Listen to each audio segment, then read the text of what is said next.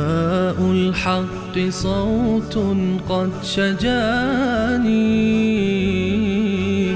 وبلغني الحقيقة والأماني وكان لي السبيل إلى المعالي ونورا للهداية والبيان.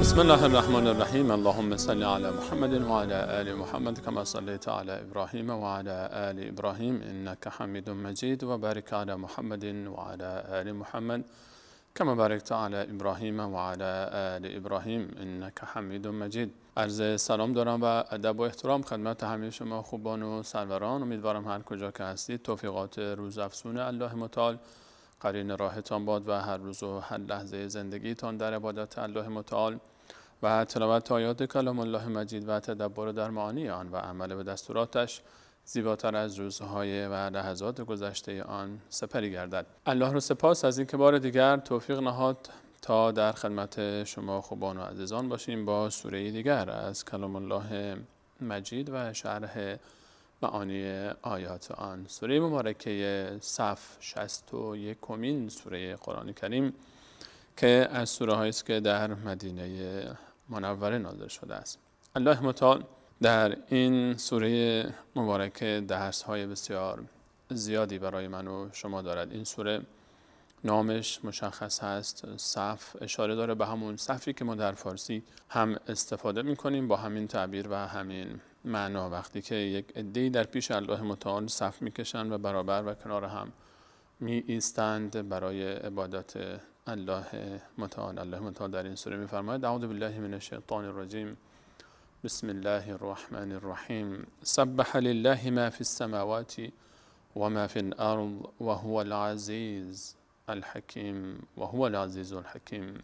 تسبیح میگویند برای الله متعال هر آنچه در آسمان است و هر آنچه که در زمین است. هر آنچه در آسمان و زمین است، تمام موجودات، تمام مخلوقات الله متعال به تسبیح الله متعال مشغول هستند و هیچ ذره ای در کائنات نیست مگر اینکه به تسبیح الله متعال و حمد او و ستایش او و تنزیه او از هر نقص و عیب مشغولند، اما شما زبان آنها را نمیدانید. الله متعال برای ما از یک حقیقتی پرده برمی‌داره که ما اون رو متوجه نمیشیم، اما الله متعال به خوبی میداند. همه آسمان ها و زمین و ذره ذره عالم به تسبیح الله متعال و حمد الله متعال و عبادت الله متعال مشغولند. و هو العزیز الحکیم، و او ذاتی است که با عزت است، غالب است و برای انجام کارهای خود هیچ جا نیازی به کسی ندارد. الله متعال در انجام کارهای خود هیچ کاری نیست که الله متعال عاجز بمانه در انجام او. و هو العزیز یعنی برای انجام هر کاری هر وقت که اراده بکنه قدرتمند است و غالب است و او حکیم است، حکمت داره. بسیاری قدرت دارن اما حکمت ندارن و یا حکمت دارن اما قدرت انجام اون حکمت خود رو ندارن، اما الله متعال این گونه نیست. الله متعال غالب چیره است که عاجز نمیماند در انجام کارهای خود و حکیم است، خوب میدانه که چه کار انجام بده. یا ایها الذین آمنوا لم تقولون ما لا تفعلون. ای کسانی که ایمان آورده اید، ای مؤمنان، ای بچه مسلمان، ای کسی که ایمان داری به الله متعال و قرآن کریم و رسول الله صلی الله علیه و سلم، لم تقولون ما لا تفعلون. چرا میگویید چیزی رو که انجام نمیدهید؟ چرا چیزی میگی که انجام نمیدی؟ الله متعال ما رو منع میکنه از اینکه فقط اهل شعار دادن باشیم، اهل ادعا کردن باشیم. الله متعال دوست داره تا بنده مؤمن عمل بکنه، بیشتر از اینکه حرف میزنه عمل بکنه. اسلام دین عمل است. اسلام تنها ادعا کردن نیست. اسلام تنها این نیست که انسان به زبان کلمه‌ای رو بیاورد و در عمل خلاف اون رو عمل بکنه. لم تقولون ما لا تفعلون، چرا چیزی میگویید که عمل نمی کنید بهش؟ و میفرماید در سوره مبارکه بقره آیه 44 تأمرون الناس بالبر و تنسون انفسکم و انتم تتلون الکتاب افلا تعقلون. آیا دیگران را به کار خیر و کار امر به معروف و نهی از منکر امر میکنید و دعوت میکنید و خودتون رو فراموش میکنید، دیگران رو به نیکی سفارش میکنید و خودتون رو فراموش میکنید؟ اینطور نشه که توی مسلمان دیگران رو دعوت بکنی به کار خیر اما خودت رو فراموش بکنی، خودت خلاف آنچه که به دیگران میگی عمل بکنی. و شعیب علیه السلام فرمود و ما اريد ان اخالفکم الی ما انهاکم عنه، من نمیخواهم که مخالفت بکنم با اون چیزی که شما رو از اون نهی میکنم. وقتی حرف تو در دور بریهای تو و در میان جمعی که اطراف تو هستن خریدار پیدا میکنه که در عمل هم اون رو نشون بدی. مردم بیشتر از صحبت من تو به عمل و رفتار من تو دقت میکنن و نگاه میکنن. باید یک قرآن عملی باشی، یک قرآن دو پایی که راه میره روی زمین. بیشتر از شعار دادن باید عمل کرد. لم تقولون ما لا تفعلون کبر مقتا عند الله، بسیار مبغوض است نزد الله متعال ان تقولوا ما لا تفعلون، که چیزی رو بگی که خودت بهش عمل نمی کنی. این صفت نزد الله متعال مذموم است. الله متعال این صفت رو دوست نداره که شما حرفی بزنی و در میدان عمل خلاف اون رو عمل بکنی، چیزی رو ادعا بکنی که عمل نمی کنی. الله متعال دوست داره وقتی تو حرفی میزنی اون حرفی رو تو در میدان عمل هم ثابت بکنی. الله متعال عمل تو رو میخواد، نه شعار دادن تو و ادعای کردن تو رو. وقتی که دوست داری، وقتی که آرزو میکنی اگر من میبودم در زمان رسول الله علیه السلام این گونه میکردم و این گونه میکردم و دفاع میکردم و جهاد میکردم، اگر من امروز دستم برسه این کار رو میکنم و این کار رو انجام میدم و این کار رو انجام میدم.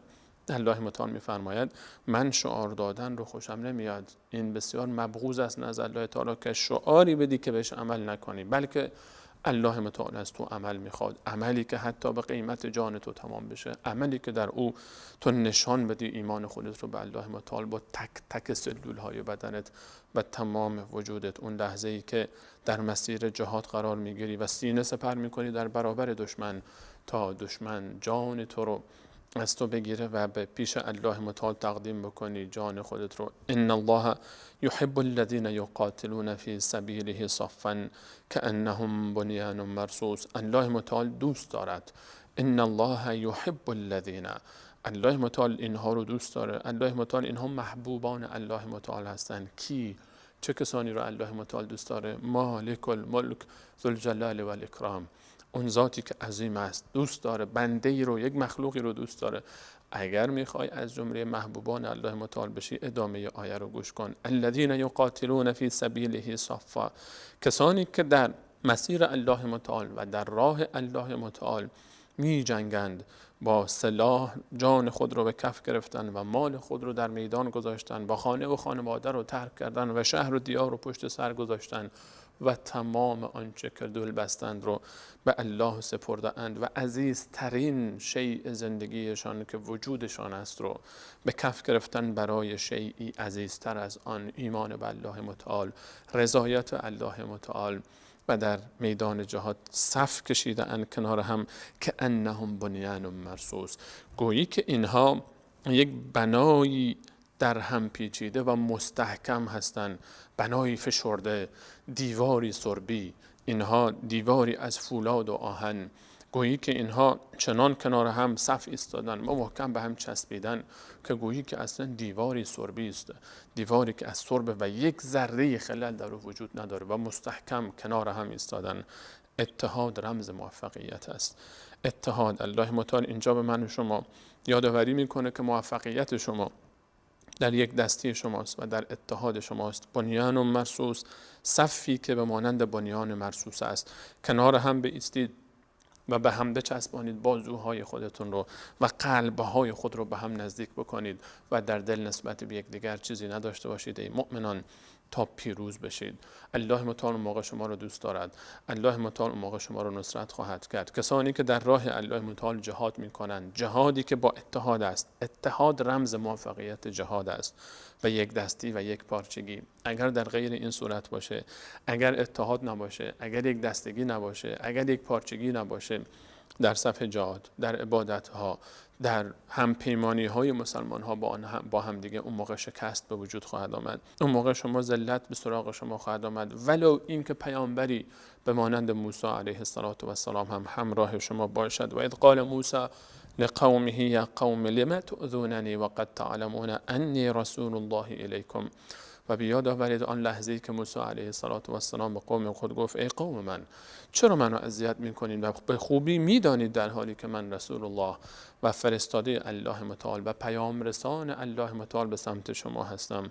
بیاد آورید قوم بنی اسرائیلی رو که موسی علیه السلام را آزار دادن، حاضر نشدن در میدان جهان وقتی که به آنها گفته شد ادخلوا الارض المقدسه التي كتب الله لكم، وقتی که موسی علیه السلام به آنها گفت داخل بشید به سرزمین مقدس فلسطین و بیت المقدس رو آزاد بکنید، اما اونها چه گفتن؟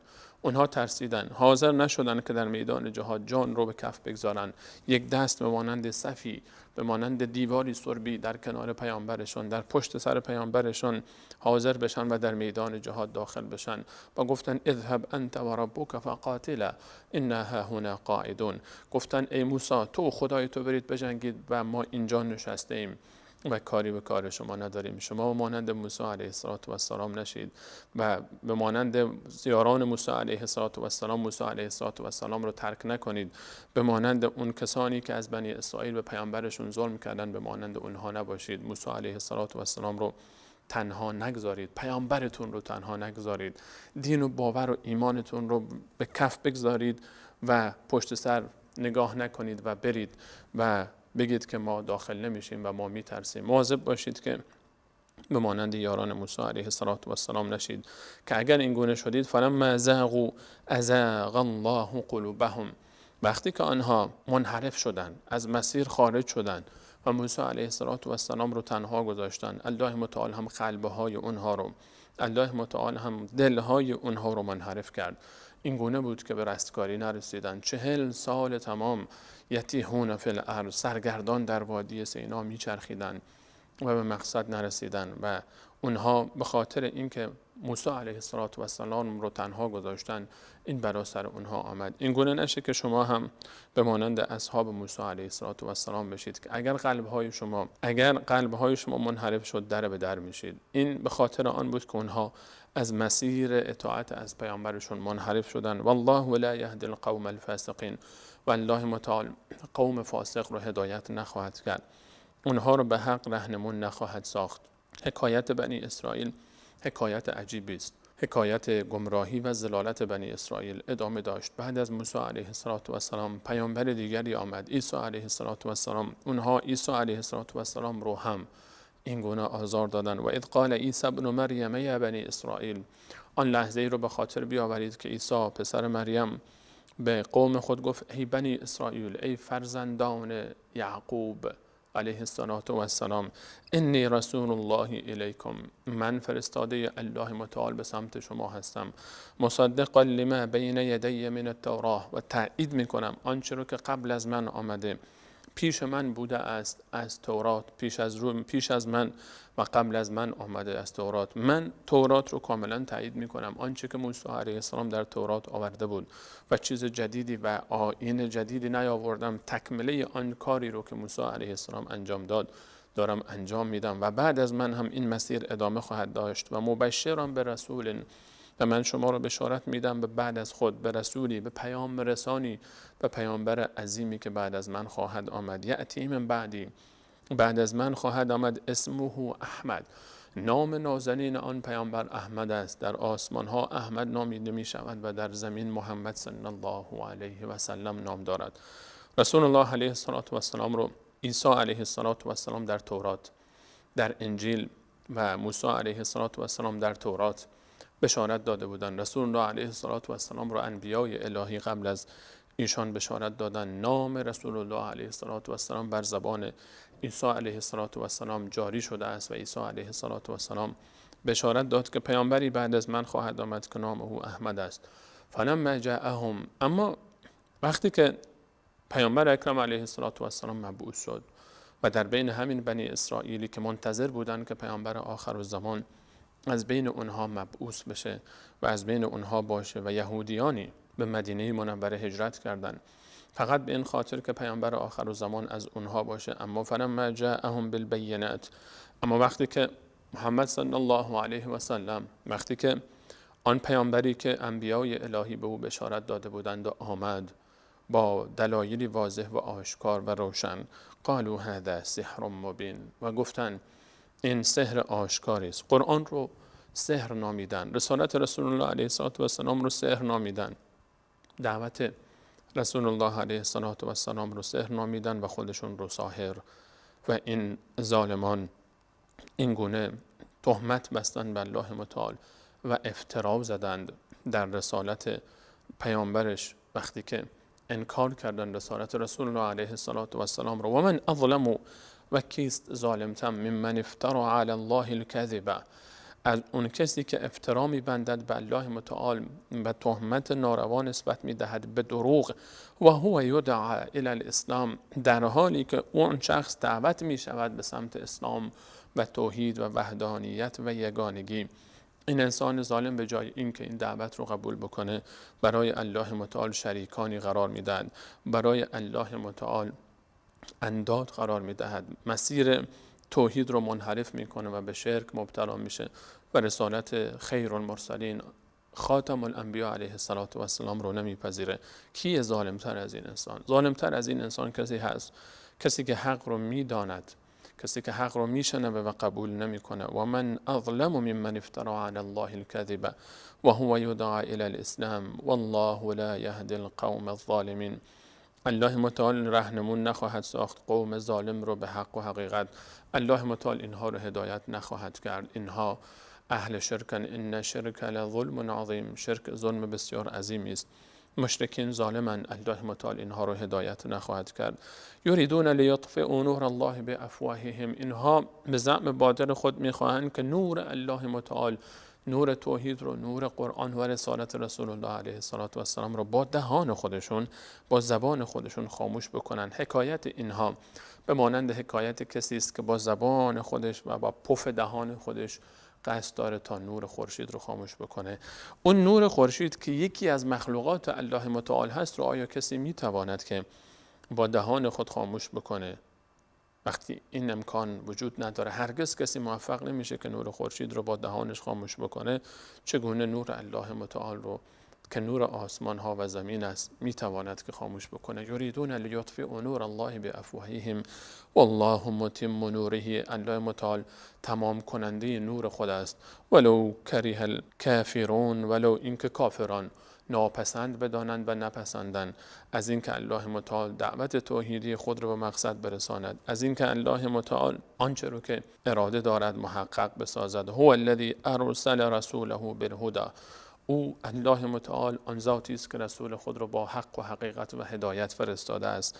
و دین الحق، و دین او دین حق است. ان الدین عند الله الاسلام، دین نزد الله تعالی اسلام است. و من یبتغی غیر الاسلام دینا فلن یقبل منه و هو فی الاخره من الخاسرین، هر کسی که غیر از اسلام دین دیگری را برگزیند از او پذیرفته نخواهد شد و او در روز قیامت از جمله زیانکاران خواهد بود. و من یبتغی غیر الاسلام دینا فلن یقبل منه، هرگز از او قبول نخواهد شد. دین الله متعال دین حق است. الله متعال میفرماید هو الذی ارسل رسوله بالهدى و دین الحق، پیامبر خود را با حق و حقیقت و دینی بر حق فرستاده است. چرا؟ لیظهره علی الدین کله، تا این دین اسلام، این دینی که با رسالت رسول الله علیه السلام به اکمال رسید و به اتمام رسید و از طرف الله متعال مورد تأیید قرار گرفت، بر تمام دینهای دیگر غالب شود و چیره شود و حکم الله متعال در بین مخلوقاتش جاری گردد. ولو کریه المشرکون، ولو اینکه مشرکان نپسندند. قصه نخور، فکر نکن که مشرک کافر هر چقدر قدرت داره، هر چقدر که سلاح داره، هر چقدر که توانمندی داره، هر چقدر که نقشه میکشه، میتونه و میتواند که نور الهی رو خاموش بکنه. آیا این همه دشمنی در طول تاریخ 1400 و اندی سال از اسلام سبب شده تا اسلام ضعیف بشه؟ بلکه مسلمان ها روز به روز بیشتر و بیشتر و بیشتر میشن. هرچه دشمنان اسلام بیشتر میشن، اسلام قوی تر میشه، اسلام بیشتر میشه، گسترش اسلام بیشتر و بیشتر و بیشتر میشه. ولو کریه الکافرون ولو کریه المشرکون، ولو اینکه کافران ناپسند بدانند، ولو اینکه مشرکان نپسندن، این اتفاق خواهد افتاد. اما وظیفه من و توی مسلمان چیست؟ در دفاع از دین الله متعال، در تطبیق احکام الهی، در اینکه سرباز خوبی در راه دین باشیم و به مانند اصحاب موسی و به مانند بسیاری از کسانی که پیروان نادرستی برای عیسی علیه السلام بودن، به مانند اونها نشیم. من و شما اون صفی باشیم که در راه الله متعال با یک دل و در کنار هم به مانند دیواری سربی قرار گرفتند. اگر بخوایم اون گونه باشیم، باید یک تجارتی رو با الله متعال شروع بکنیم، تجارتی عظیم که این تجارت ما و شما رو نجات خواهد داد. یا ایها الذین آمنو، ای کسانی که ایمان آورده اید، هر ادلکم، آیا بر شما را دلالت نکنم، بر راهنمایی ننمایم، علی تجارت، بر تجارتی که تنجیکم من عذاب علیم، شما را نجات خواهد داد از عذابی بسیار دردناک. تجارتی که اگر میخوای موفق باشی، اینجا باید سرمایه گذاری بکنی. کسانی که میخواهند با الله متعال تجارت بکنن، کسانی که میخواهند با کریم، با رحیم، با رحمان و رحیم، با کسی که خالق آسمان ها و زمین است، با مالک یوم الدین تجارت بکنن، این آیه رو مد نظر داشته باشن. تؤمنون بالله، شرط اول اینه که ایمان بیاری به الله متعال و رسوله، و به پیامبرش ایمان بیاری، آنچه که در قرآن آمده است و آنچه که در سنت رسول الله علیه السلام همه رو بپذیری و قبول بکنی. و تجاهدون فی سبیل الله، در راه الله متعال جهاد بکنی، به اموالکم و انفسکم، با مالهای خودت، با جان خودت در راه الله متعال جهاد بکنی.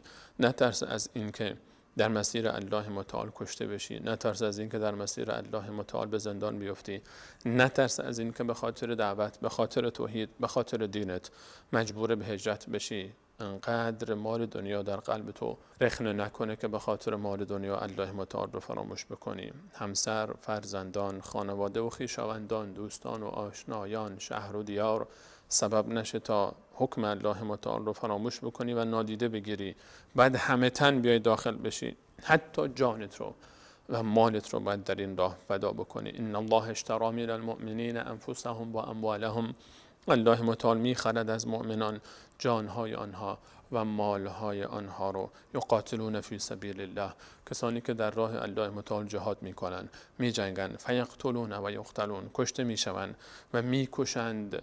اینها کسانی هستند که الله متعال با اونها تجارت کرده و الله متعال با اونها معامله میکند، معامله‌ای که در مقابلش الله متعال با اونها وعده داده جنت الفردوس رو، وعده‌ای که در تورات و انجیل و در قرآن ذکر شده است. هل ادلکم علی تجارت تنجیکم من عذاب علیم تؤمنون بالله و رسوله و تجاهدون فی سبیل الله باموالکم و انفسکم. بعد از ایمان به الله و رسولش با مال و جان خودتون جهاد بکنید در راه الله متعال. ذلکم خیر لکم ان کنتم تعلمون، این برای شما بهتر است اگر حقیقت را بدانید. یغفر لکم ذنوبکم، خوبی این کار اینه که الله متعال تمام گناهان شما را میبخشد.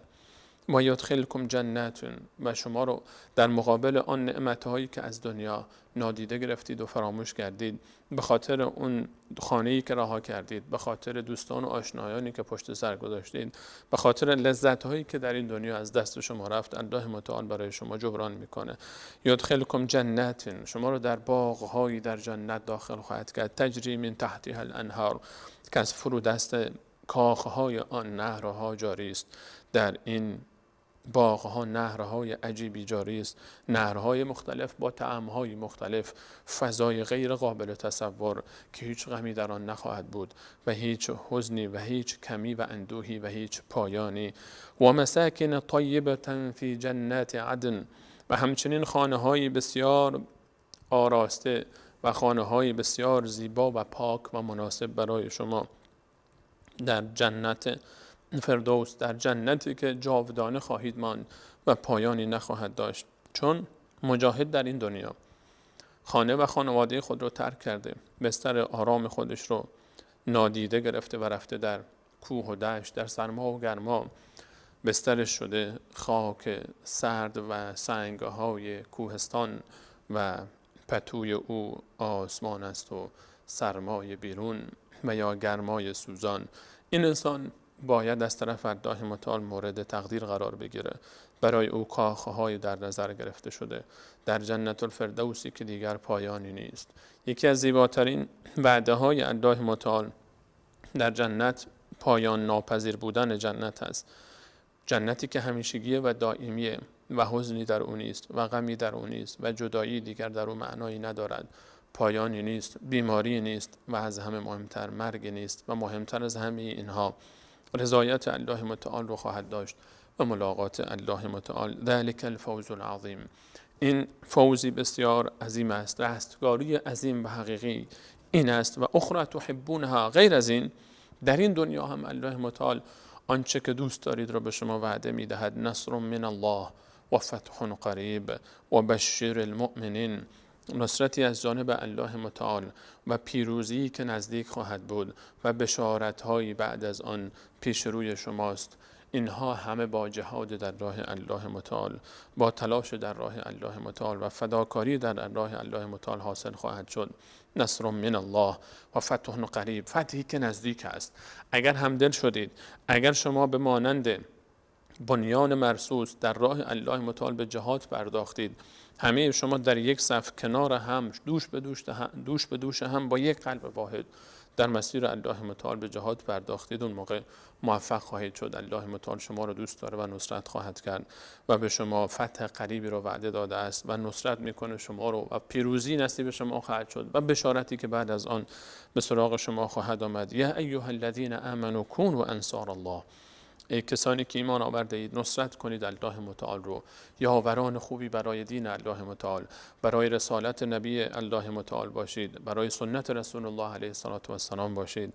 کما قال عیسی ابن مریم للحواریین، همان گونه که عیسی پسر مریم علیه السلام وقتی که به حواریین افراد خاص خود گفت که من انصاری الی الله، کی یاور من و نصرت دهنده من در مسیر الله متعال خواهد بود. قال الحواریون، حواریون گفتن نحن انصار الله، ما تو رو نصرت میکنیم و در مسیر الله متعال با تو خواهیم بود. یا عیسی فآمنت طائفة من بنی اسرائیل و کفرت طائفه، عده‌ای از بنی اسرائیل به ایمان آوردن و با او رو نصرت کردن و عده‌ای دیگر کافر شدن و پشت کردن. فأیدنا الذین آمنوا علی عدوهم، اما کفر آنها ضرری به این حقیقی پیروان عیسی علیه السلام و پیروان واقعی عیسی علیه السلام نزد و الله متعال عیسی علیه السلام و یاران حقیقی او را بر دشمنانش پیروز گرداند. فأیدنا الذین آمنوا علی عدوهم فاصبحوا ظاهرین، پس من الله با عظمت تأیید کردم کسانی رو که ایمان آورده بودند و نصرت کردم بر دشمنانشان. فاصبحوا ظاهرین، پس اینها غالب شدند و چیره شدند و پیروز شدند بر دشمنان خود.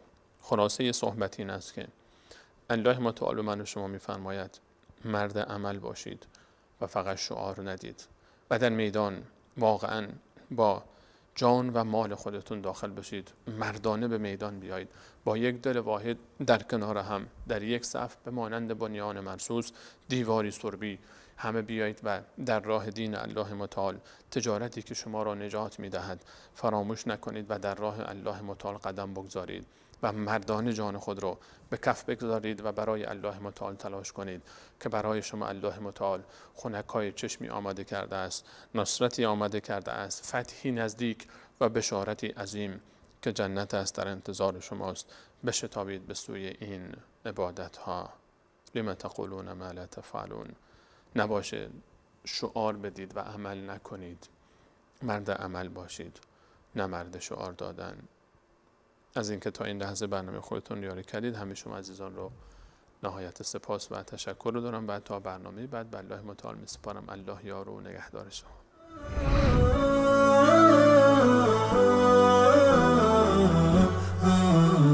نداء الحق صوت قد شجاني